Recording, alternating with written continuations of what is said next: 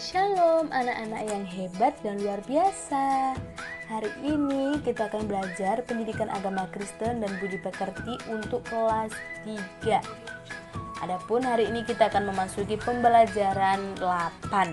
Tema kita hari ini, aku membutuhkan orang lain, dalam Kejadian 2 ayat 18 dan Matius 5 ayat 43 sampai 48.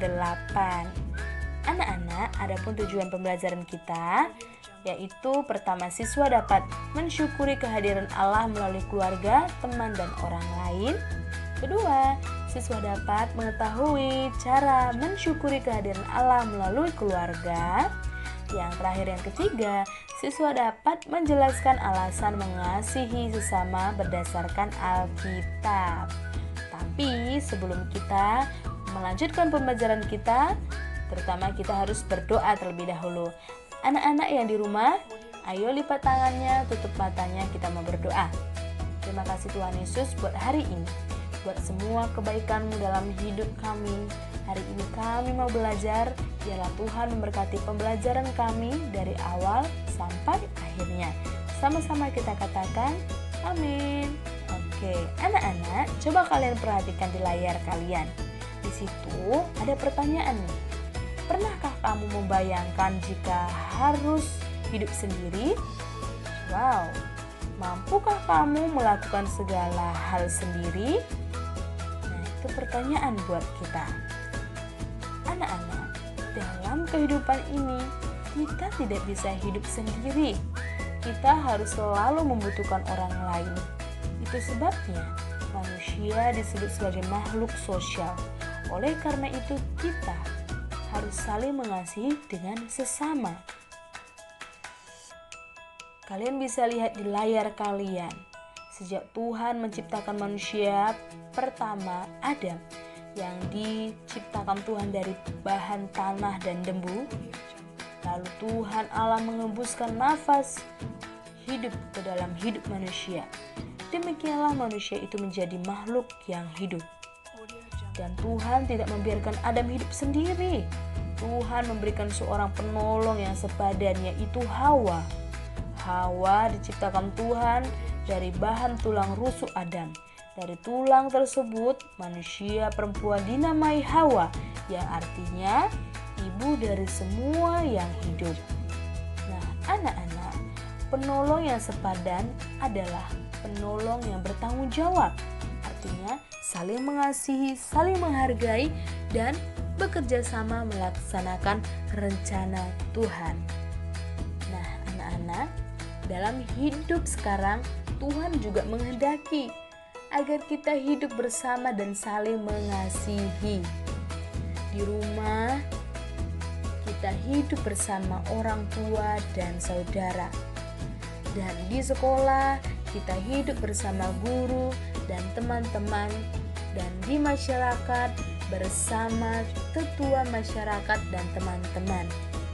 Nah, kita juga membutuhkan, yaitu Pak Petani, pedagang, tukang sayur, atau juga kita membutuhkan dokter, kita juga membutuhkan polisi, dan kita juga membutuhkan tukang penyapu jalan. Nah, sehingga jalan bisa bersih, tidak ada sampah yang kita lihat. Kita juga membutuhkan tukang tambal ban. Ketika kita perjalanan jauh, ban kita bocor, kita membutuhkan tambal ban untuk menambal ban kita yang bocor. Selanjutnya kita juga membutuhkan tukang sampah untuk mengangkut sampah-sampah yang ada di depan rumah kita masing-masing. Nah, dari sini anak-anak kita bisa melihat bahwa manusia tidak bisa hidup sendiri. Manusia membutuhkan orang lain dalam kehidupannya. Kita harus bersyukur kepada Tuhan atas sesama yang Tuhan berikan kepada kita, baik keluarga, teman-teman, di sekolah, di rumah, dan di masyarakat. Kita harus selalu bersyukur anak-anak. Nah, cara mensyukuri kehadiran Allah melalui keluarga, teman, dan orang di sekitar kita, yaitu dengan cara pertama, syukur atas orang tua, termasuk guru, kita wujudkan dengan menghormati dan menaati semua nasihatnya, yaitu nasihat ayah dan nasihat bapak ibu guru yang ada di sekolah. Dan anak-anak, syukur atas saudara dan teman kita bisa nyatakan dengan cara hidup rukun dan saling mendoakan antara satu dengan yang lain, saudara-saudara kita ataupun teman-teman kita. Nah, anak-anak, bahkan kepada orang yang memusuhi kita, kita harus tetap mengasihi dan mendoakannya loh anak-anak. Nah, kasih itu adalah tindakan memberi. Kasih dilakukan tanpa syarat, artinya dengan tulus tidak mengharapkan imbalan.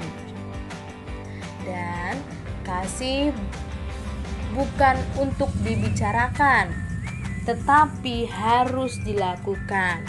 Artinya kasih tidak hanya dalam perkataan, tetapi disertai perbuatan kita.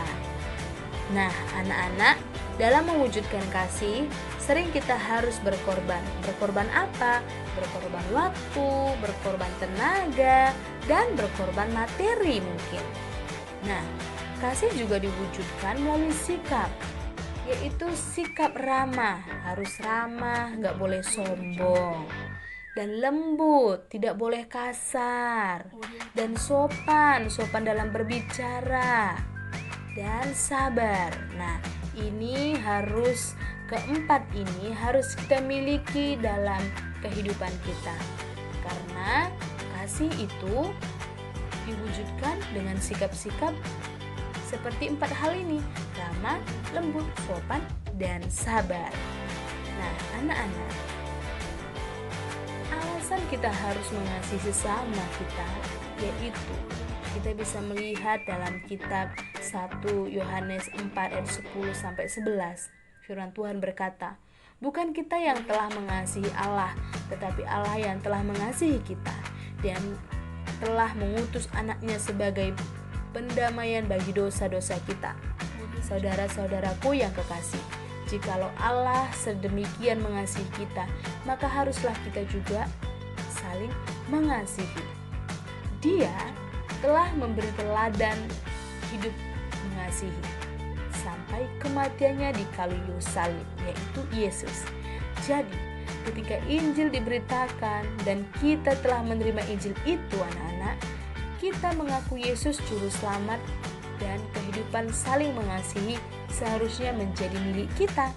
Karena di awal sudah disampaikan, ketika kita percaya, kita adalah anak-anak Allah dan salah satu tanda kita anak-anak Allah adalah apa? Saling mengasihi. Mengasihi adalah bukti seseorang telah menerima keselamatan. Ayat 14 sampai 15. Nah, anak-anak, itu tadi kita sudah melihat kasih tadi, wujud kasih tadi. Kita sudah melihat wujud kasih itu sikap-sikapnya seperti apa, yaitu ramah, lembut, sopan, dan sabar. Dan kita sudah mengetahui alasan kita mengasihi itu kenapa? Karena Tuhan terlebih mengasihi kita. Jadi kita akan memasuki kesimpulan dari pembelajaran kita. Kesimpulan pembelajaran kita dapat menikmati hidup sepenuhnya hanya apabila kita dapat berbagi kasih, kepercayaan, dan pengabdian atas kasih yang sudah ditunjukkan oleh orang tua, saudara, dan semua teman di sekitar kita. Harus selalu bersyukur karena semua itu adalah berkat dari Tuhan melalui orang-orang di sekitar kita. Sekarang kita akan menutup pembelajaran kita untuk hari ini. Tuhan Yesus, terima kasih karena Engkau telah memberi orang tua, teman, guru, dan orang-orang lain di sekitarku untuk menolongku. Ajarilah aku untuk mengasihi mereka. Di dalam nama Tuhan Yesus, aku telah berdoa. Sama-sama kita katakan amin. Oke, anak-anak, sampai jumpa lagi. Terima kasih, Tuhan Yesus memberkati.